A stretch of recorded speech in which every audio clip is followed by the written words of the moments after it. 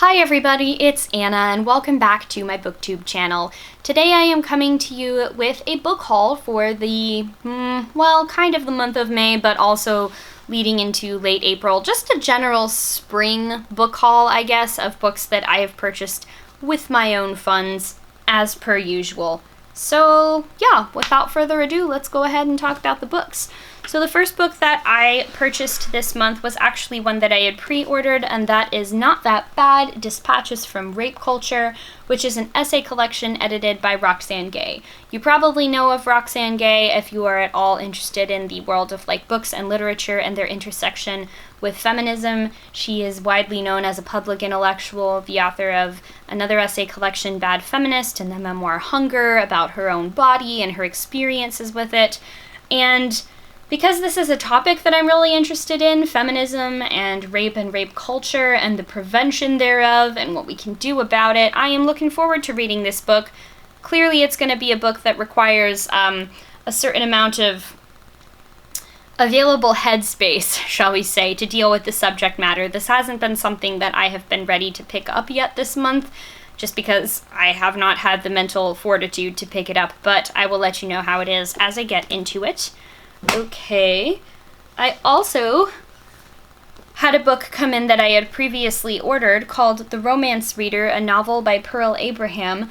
This was Pearl Abraham's debut novel, and it was selected as one of the best books of 1995, which may give you some indication of why I had to special order it. But this is a story about a young Hasidic Jewish woman named Rachel, who is trying to find her way in life and in faith as someone who does not necessarily want to follow the strict rules of her particular sect of Judaism, and the world of reading and romance novels opens up ideas for her of new ways to be and new ways to live. I found out about this book because while I was reading The Book of Separation by Tova Mirvis, somebody that I met in the bookstore came up to me and was like, "Oh, have you read da-da-da-da-da? This is a novel that sounds like it's very similar to what you're reading right now." And because I enjoyed The Book of Separation so much, I thought, why the heck not pick this up too? Okay.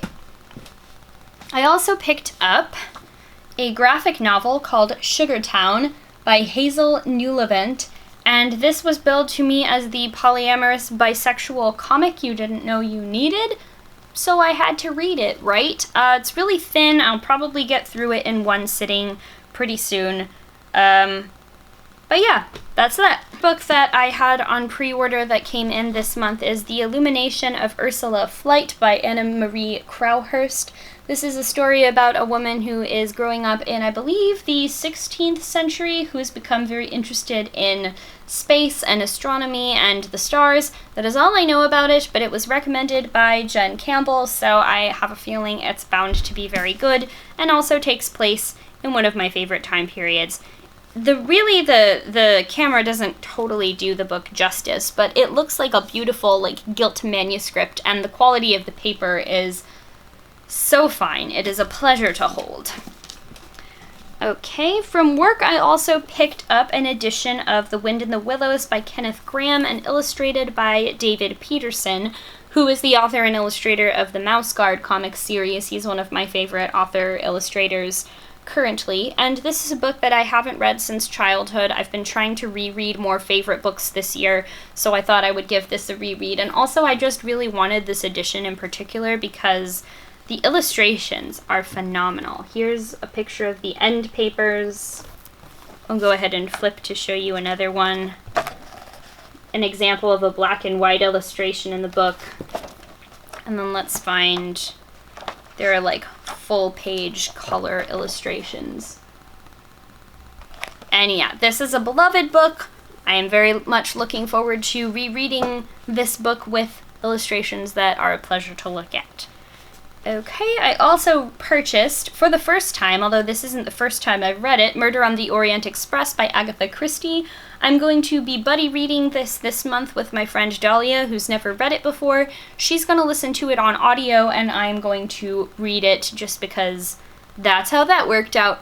Yeah, you probably heard about Murder on the Orient Express already, but it's one of Agatha Christie's most famous novels, featuring the detective Hercule Poirot. It's actually the 10th Poirot book, which I knew it wasn't the first, but I didn't realize how many other books technically came before this chronologically, because this was the first Poirot book that I ever read. I distinctly remember being a teenager, and I sat down to read this on Christmas Day, and I read it all the way through in one sitting while I was eating these amazing sausages that were left over from cooking our Christmas breakfast. So yeah, maybe close to halfway through the book. It's not very taxing read, especially since I've already read it before and I kind of know how it's going to turn out.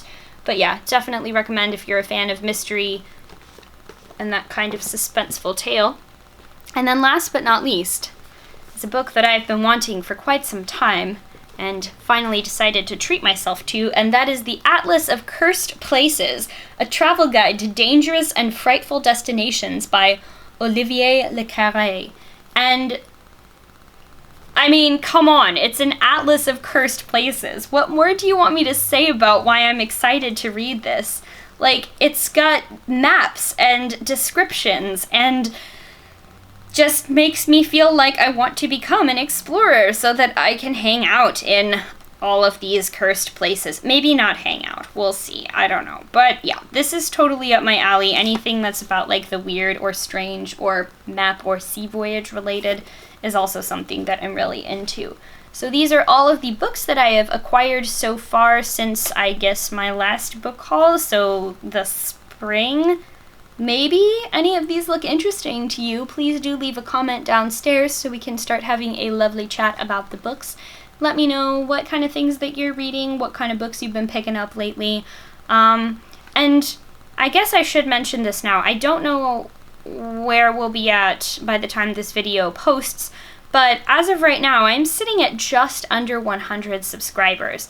And I am really, really excited to hit that milestone for my channel. I did not believe that within scarcely, 4 or 5 months of starting this channel, I was going to have nearly this many people wanting to watch it. So thank all of you who have subscribed to my channel so far. If you haven't subscribed to the channel, hitting that button down below would actually be quite lovely. You would have my eternal gratitude. And I'm thinking of maybe doing some type of special video to mark that milestone. If you have any ideas for what that should be, let me know. Otherwise, I'm just gonna pick something. But yeah, if there's something that you particularly would like to see, I would like to hear that. Thank you all so much for watching, and I'll see you in the next one. Bye!